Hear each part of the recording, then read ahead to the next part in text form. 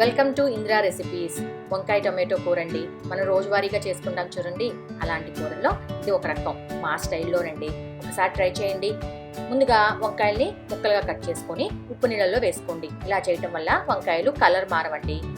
మేము ఇక్కడ 1/2 కిలో వంకాయలు తీసుకున్నాం కాబట్టి దానికి ఒక పెద్ద టొమాటో, మీడియం సైజు అయితే 2, ఒక ఉల్లిపాయ, 1 స్పూన్ కారం, 1 స్పూన్ సంబార్ కారం, కొంచెం పసుపు, మీ రుచికి తగినంత ఉప్పు, కొంచెం కొత్తిమీర, కరివేపాకు అండి.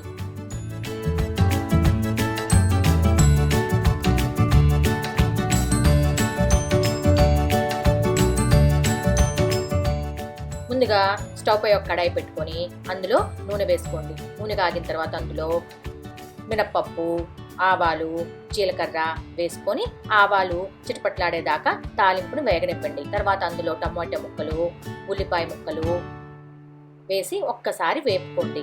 తర్వాత అందులోకి కొంచెం కరివేపాకు కూడా వేసుకొని మూత పెట్టుకొని ఒక 3-4 నిమిషాలు ఉడకనివ్వండి. టొమాటో కొంచెం మెత్తగా ఉడకాలండి.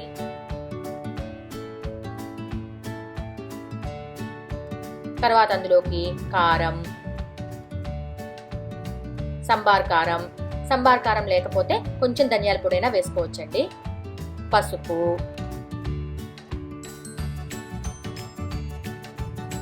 ఉప్పు మీ రుచికి తగినంత వేసుకొని ఒక్కసారి అన్నీ బాగా కలుపుకోండి.